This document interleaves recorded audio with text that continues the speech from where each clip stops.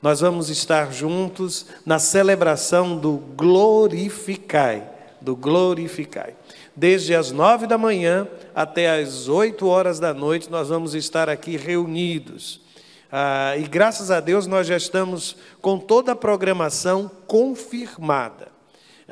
E eu posso dizer-lhes, nós vamos ter sim o trabalho para as crianças, nós vamos ter a nossa sala sensorial funcionando, o almoço, você vai poder comprar o seu almoço e participar conosco. A cantina vai estar funcionando ao longo de todo o dia. Vai ser mais um dia inesquecível, não é? Mais um dia inesquecível. Pergunto eu se teremos agora a mensagem musical? Não. Então, agora, imediatamente, nós vamos abrir a palavra lá no capítulo de número 17, do livro de Atos dos Apóstolos.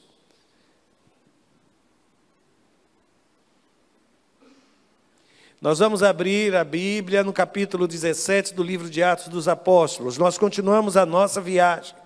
E hoje nós vamos parar num dos lugares mais belos lá daquela região, a Grécia, não é? A Grécia, sonho de muita gente, não é, irmãos? Sonho de muita gente. Eu vou fazer a leitura de todos estes versos, acreditam nisso? Do verso de número 15 até o verso de número 34. E quem vai ajudar-me é quem está lá com os slides e a projeção. Está uma festa hoje aqui, não está? Que coisa linda, que coisa linda.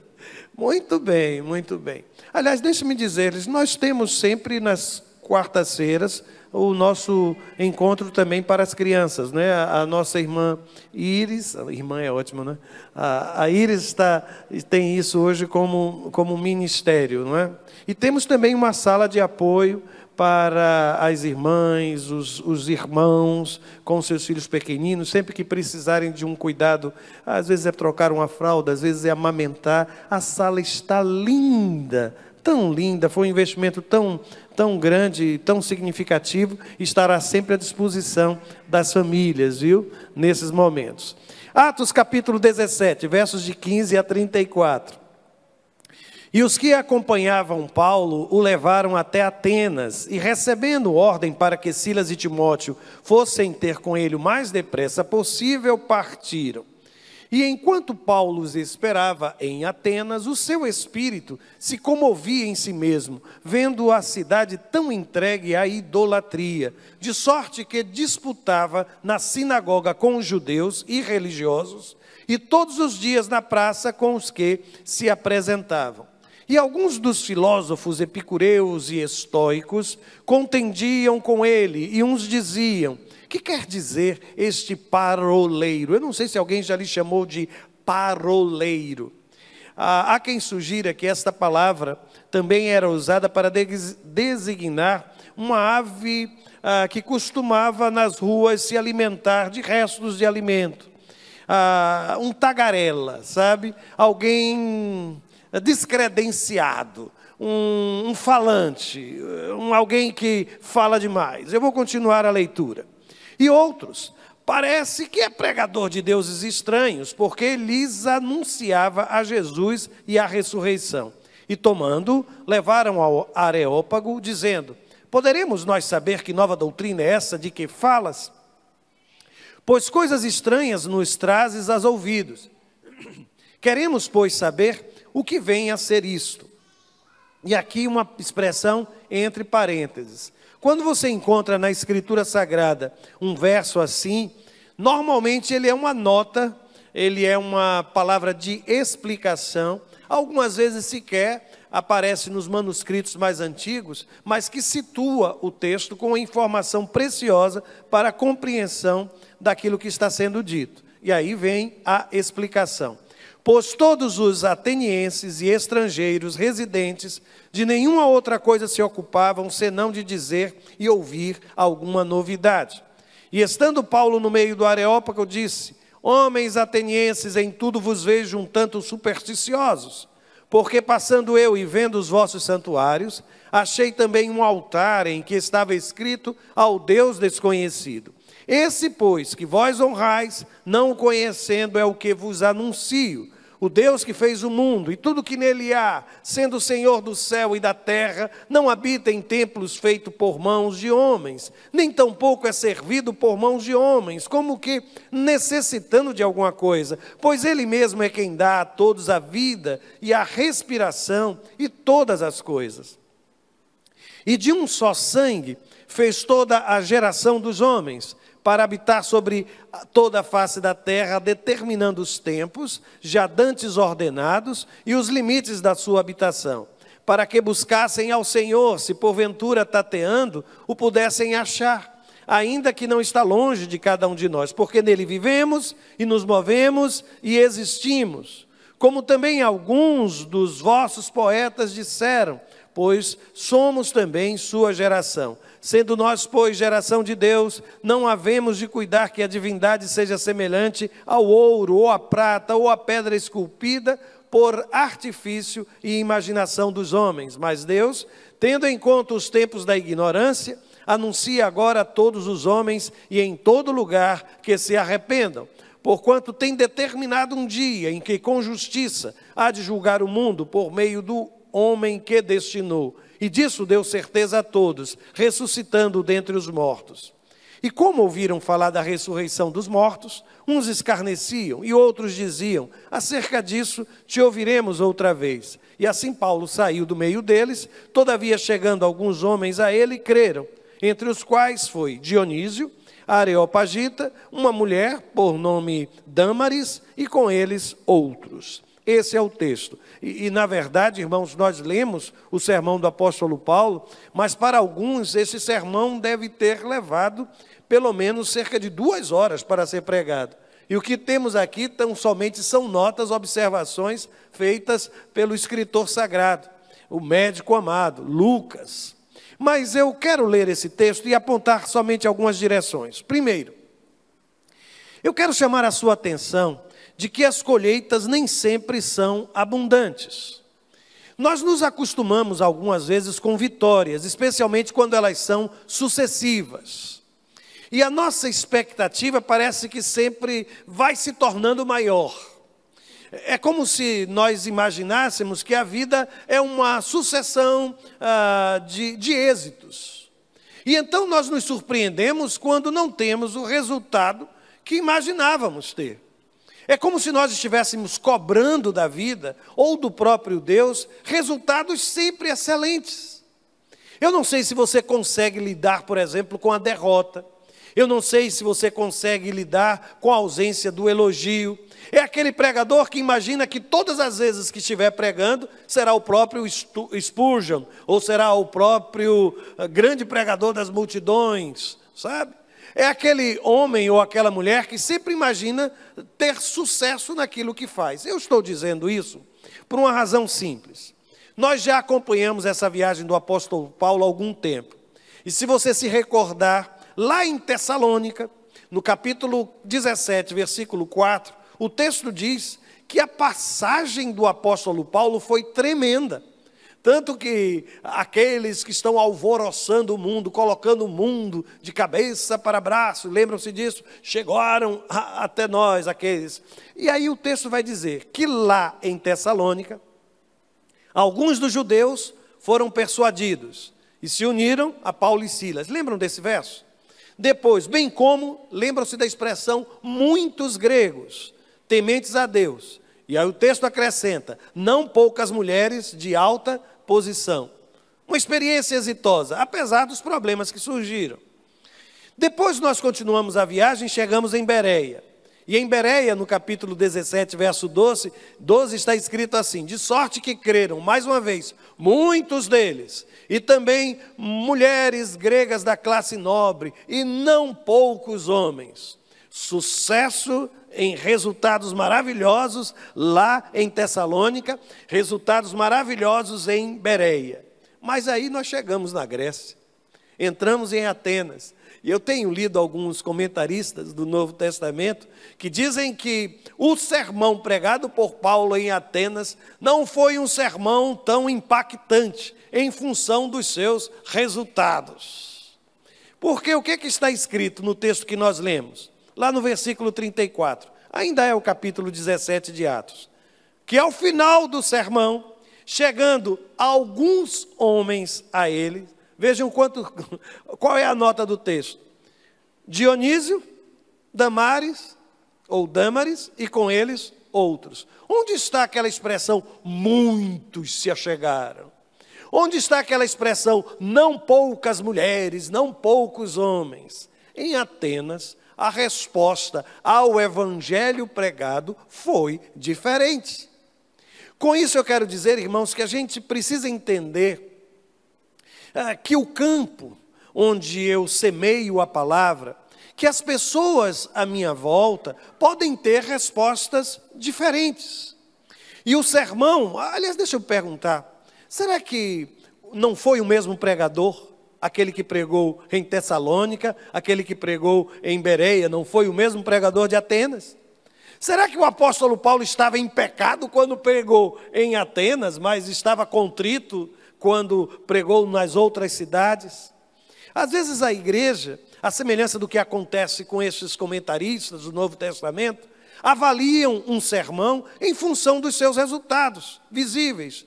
O que a gente não consegue mensurar é aquela experiência que silenciosamente está acontecendo no coração daquele homem, daquela mulher, que vai sair daqui sem qualquer manifestação, mas com decisões reais, concretas para a sua vida pessoal.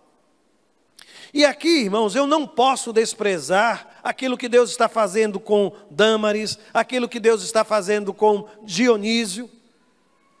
Eu me lembro de uma história muito interessante sobre isso, de um pregador que, quando terminou de pregar, quem se apresentou dizendo ter tido um encontro com Deus, foi somente um rapazinho. E ele ficou frustrado com aquilo. Ele não sabia na pessoa que aquele homem mais tarde se tornou um dos maiores pregadores da Inglaterra. Deus ama Dâmaris, Deus ama Dionísio. A Bíblia me ensina que a vida de um homem vale mais do que o mundo inteiro. Com isso eu quero dizer, tanto a você que está trabalhando em um ministério junto à igreja, quanto você que é um empresário, prepare-se quando chegar em Atenas. Você vai encontrar lugares que são tão receptivos como Tessalônica, como Bereia, mas lugares e momentos na sua história tão difíceis quanto o coração dos atenienses. Às vezes há muita injustiça, irmãos. Quando você compara, por exemplo, o trabalho missionário feito entre os chineses, entre o que Deus está fazendo em Cuba, e depois viaja para o Canadá e vê o que está acontecendo com as nossas igrejas ali, vê o que está acontecendo em algumas regiões, especialmente da Inglaterra, na região da Europa. É preciso entender que o mover de Deus, ou melhor, que diante de uma mesma situação, diante da exposição de um mesmo evangelho, as pessoas poderão ter reações, respostas diferentes. Não entre em crise quando a sua colheita não for abundante. No nosso culto de domingo à noite, eu acho que os irmãos devem lembrar-se do testemunho da palavra, quando nós fomos, alguém compartilhava dizendo que na viagem, algumas vezes, não era tão recebida numa casa, não era tão bem recebida por alguém. Se a gente começar a contabilizar essas coisas, a gente tem que lembrar de Jesus. Quando você sair de algum lugar onde você recebeu a rejeição, bate a poeira do pé e prossiga. Outros lugares virão. E agradeça a Deus pela vida destes, da Damares ou do Dionísio. Continua agradecido ao Senhor. Mas notem, quando Paulo está pregando, a Bíblia diz assim, eu estou aqui citando o versículo 34. Vejam o tipo de reação. E como ouviram falar da ressurreição dos mortos, uns escarneciam. A primeira resposta foi o escárnio. Por quê? Porque para os epicureus, para os estoicos, para o pensamento grego, a ideia da ressurreição do corpo era algo inadmissível. Eles acreditavam que o homem é a alma, e ele tem um corpo, e que esse corpo jamais irá ressuscitar. Por quê? Porque a matéria na concepção dele é má, mas o espírito sim, Este está acima do corpo, está acima, ele é imaterial. Aí quando entra esse pregador, e mesmo sabendo que está cercado de gente que não acredita nisso, ele continua afirmando as verdades da fé. O resultado? Escárnio. O mesmo verso continua dizendo, e outros diziam, acerca disso te ouviremos outra vez. Você já percebeu que a primeira resposta foi o escárnio, e a segunda resposta é o adiamento, né? A procrastinação. Eu ainda tenho tempo, eu vou pensar. Aliás, algumas pessoas usam isso para dizer de uma forma não tão contundente, eu não quero. Depois a gente conversa. Né? Ou aquela história de mãe, né? Quando a gente voltar, a gente compra. Depois a gente resolve isso. Depois a gente conversa sobre isso. Parece que veio primeiro o escárnio e depois a ideia de deixar para lá, simplesmente ignorar. Mas no final vem o verso 34 dizendo que todavia chegando alguns homens a ele, creram. Eu vou do escárnio à indiferença até a fé. É possível, portanto, que nós tenhamos reações das mais diversas diante da apresentação da palavra do Senhor. Por isso, prepare-se, porque nenhum de nós vai conseguir agradar todo o tempo todo. E que a resposta nem sempre será favorável. Mas nem por isso você pode ou deve desistir de anunciar a palavra. Não desista de proclamar a verdade soberana da parte de Deus.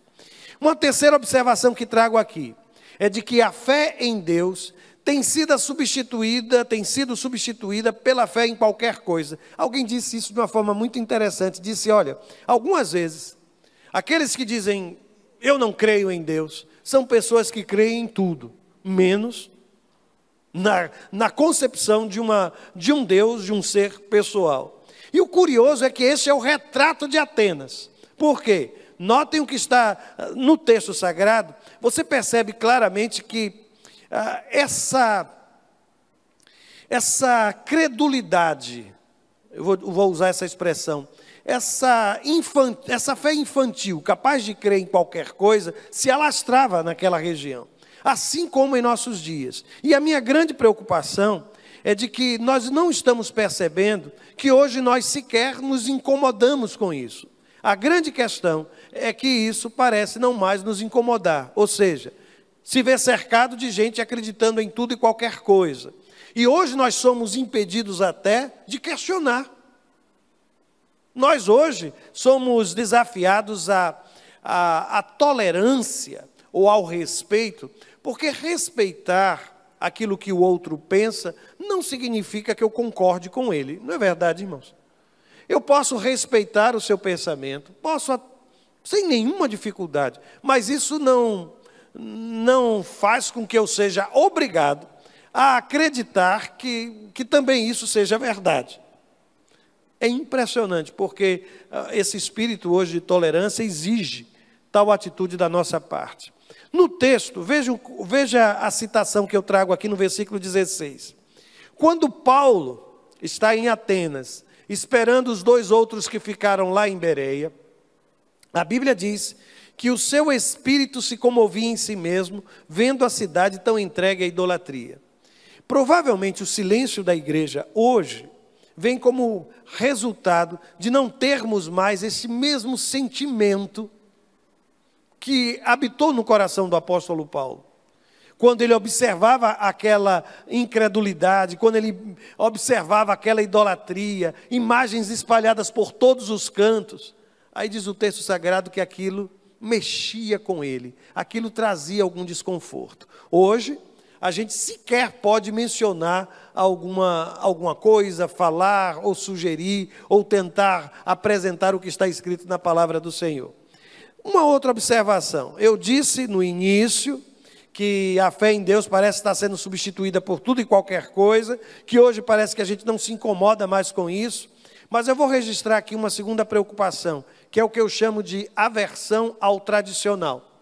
Você já percebeu que o mundo hoje, tudo que tem a ver com o tradicional, com aquilo que traz uma ideia conservadora, um princípio defendido pelas gerações passadas, você já percebeu que isso traz ou suscita um debate interminável? E que nós somos questionados se acreditamos, por exemplo, na família, se acreditamos no casamento, se acreditamos na educação dos filhos, se acreditamos na colocação de limites, se acreditamos em coisas assim, que parecem tão naturais.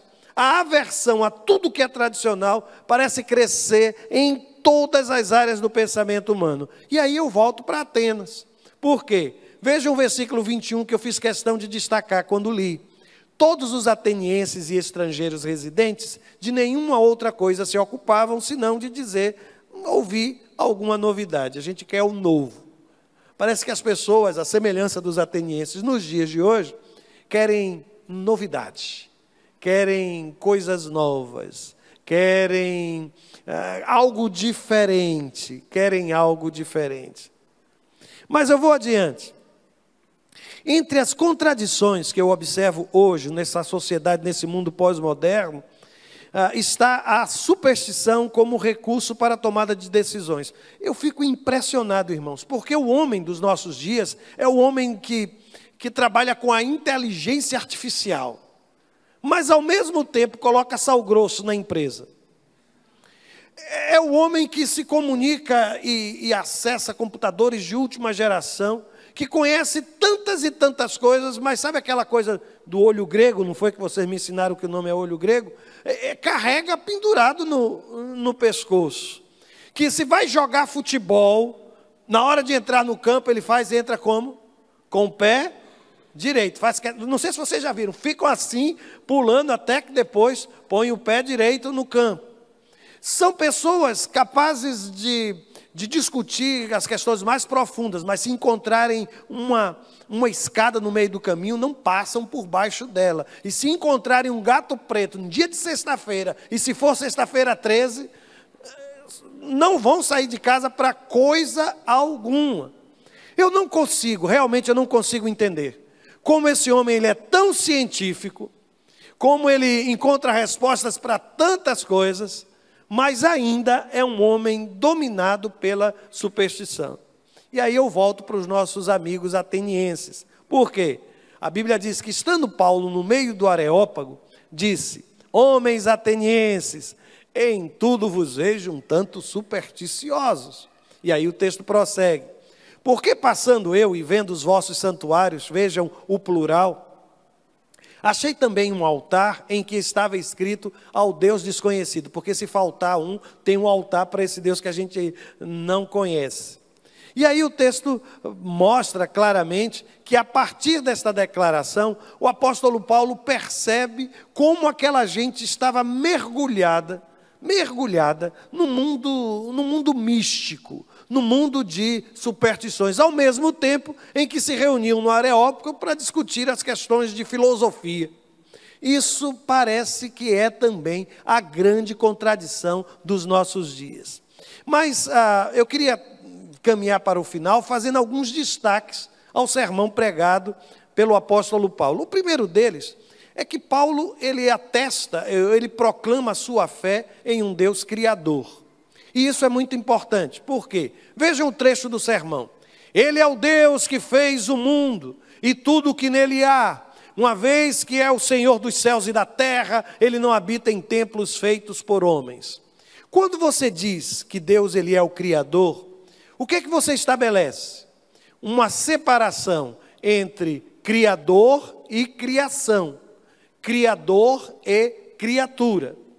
Um dos conceitos defendidos pelo estoicismo, os estoicos que aqui estão, eles tinham uma visão panteísta. O que é o panteísmo? Onde tudo é Deus. Onde não há uma separação entre o Criador e a criação. Criador e criação se misturam. Deu para entender? E por isso eu posso adorar a criação. Eu posso curvar-me diante de uma pedra, eu posso curvar-me diante da chuva, do sol, das nuvens, do céu, disto, daquilo, dos rios, das águas, porque há uma mistura entre o Criador e a criatura. Essa é para mim, por exemplo, uma das coisas mais lindas de Gênesis 1, quando diz que no princípio criou Deus os céus e a terra. E depois vai relacionando tudo aquilo que para as culturas vizinhas de Israel eram deuses. Ele está dizendo, olha, existe um Deus e existe a criação. E esse Deus é o princípio de todas as coisas. E depois no sermão, ele está cercado, minha gente, de pequeninos templos, de imagens, de altares. E ele disse, olha, Deus não habita em nada disso aqui. Os irmãos já imaginaram o impacto disso? É por isso que eu volto a lhe dizer, quando um pregador tem a ousadia de dizer essas coisas, o resultado do sermão é Dâmaris, Dionísio e alguns poucos. Porque não é isso que as pessoas querem ouvir. Quando o sermão ele confronta, irmãos, a resposta a um sermão que confronta, nem sempre é a mesma daquele sermão que Deus não quer que você chore, pare de sofrer, aproxime-se, Deus vai lhe abençoar, vai lhe conceder. A este tipo de apelo, ou como resposta a esse tipo de sermão, há uma multidão. Há uma multidão. Mas aí eu continuei a pensar no sermão pregado pelo apóstolo Paulo. Ao momento em que ele diz assim, Deus não abandonou o mundo à sua própria sorte. É Ele quem sustenta todas as coisas. Lembra-se dos epicureus e estoicos? Eles acreditavam nada disso. Eles acreditavam que Deus não se envolvia com a vida do ser humano. Que Deus havia criado todas as coisas e deixou o mundo a partir de algumas leis. Se muito, um demiurgo, alguém que é um pouco mais do que Deus, um pouco maior que os homens, um pouco menor que Deus, e que faz essa ligação. Mas a divindade controlando todas as coisas, sustentando todas as coisas, não. Aí Paulo no sermão diz assim, Deus não é servido por mãos humanas, pois não necessita de coisa alguma. E tem mais, é Ele mesmo quem dá vida e fôlego a tudo e supre cada necessidade. Paulo fala não de um deísmo, de um Deus distante, mas de um Deus que sustenta a sua criação. Depois no sermão, Paulo também nos mostra que Deus está acima de todo e qualquer poder terreno. E aí ele diz no sermão, de um só homem ele criou todas as nações da terra, tendo decidido de antemão onde se estabeleceriam e por quanto tempo. Ele é claro, ele coloca Deus acima dos poderes das nações. Ele coloca Deus como soberano sobre todas as nações. Ele continua o sermão, em um determinado momento ele vai mostrar que Deus tem como propósito a salvação do ser humano. Veja o que ele diz. Seu propósito era que as nações buscassem a Deus e tateando. Sabe o que significa essa palavra tateando? Eu me recordo que certa ocasião eu li, como é o nome daquele monstro da mitologia, é o Ciclope, que só tem um olho, não é isso? Pronto. Que essa palavra que a gente usa aqui, tateando, teria sido utilizado porque quando Ulisses derrota o Ciclope, ele fura os olhos daquele ser mitológico. E uma vez sem conseguir enxergar, o Ciclope ele vai tentando, tateando, ele vai tentando encontrar e ninguém consegue fugir dele. Quem gosta de filmes assim já deve ter assistido coisas dessa natureza. Tateando, é como se Paulo estivesse dizendo, é assim que as pessoas hoje vivem, lá em Atenas, viviam. Viviam sem enxergar as coisas com clareza, viviam assim, tateando, tropeçando, batendo cabeça, errando, sem conseguir enxergar. E aí ele diz, buscassem a Deus tateando, talvez viessem a encontrar, embora Ele não esteja longe de nenhum de nós. Ele fala de um Deus imanente, de um Deus que está presente, de um Deus que quer me resgatar, um Deus que quer me levar para perto dEle, para que eu esteja ao perto dEle. E ao final, eu acho que esta é sim a última dos destaques, observe que Deus, segundo o apóstolo Paulo no seu sermão, não pode ser reduzido a qualquer imagem de escultura. Veja o que está escrito. Porque nele vivemos, nos movemos e existimos. É como se dimensionasse um Deus infinito. Como disseram alguns de seus próprios poetas, eu acho lindo o apóstolo Paulo, o conhecimento que ele tem da cultura à sua volta. Eu já vi em congregações algumas pessoas escandalizadas porque o pastor citou um poeta. O pregador citou uma poesia. Aí quando a gente vê o apóstolo Paulo mostrando, citando, ele está se identificando com aquela gente. Aí ele diz, olha, somos descendência dele. E por ser isso verdade, não devemos imaginar Deus como, primeiro, um ídolo de ouro, prata ou pedra, projetado por artesãos. Aqui ele está falando contra a idolatria. A quantidade de imagens naquele lugar era algo impressionante. Mas ao final, o apóstolo Paulo estabelece dois princípios fundamentais. De um lado, o arrependimento, que é a atitude de um homem, que diante do seu erro se arrepende, muda o seu comportamento, e de um Deus que é justiça. Veja como ele termina o sermão. No passado, Deus não levou em conta a ignorância das pessoas acerca dessas coisas. Mas agora, Ele ordena que todos, em todo lugar, se arrependam. O que é que Deus quer de cada um de nós? Arrependimento, mudança de vida, mudança de comportamento. Aí o texto continua dizendo, pois Ele estabeleceu um dia para julgar o mundo com justiça, por meio do homem que Ele designou, e mostrou a todos quem é esse homem ao ressuscitá-lo dos mortos. Em Cristo Jesus, nós encontramos a justiça que emana da parte de Deus. Arrependimento e justiça. Essas duas coisas caminham juntos. Naquela que é a economia do reino de Deus. Naqueles que são os pilares do Evangelho pregado pelo nosso Senhor e Salvador Jesus Cristo. Faça as malas e dê adeus à Grécia, viu? Porque no próximo encontro a gente já não vai estar mais entre os gregos, já não vamos mais estar entre os atenienses. Preparem-se para a nossa próxima parada.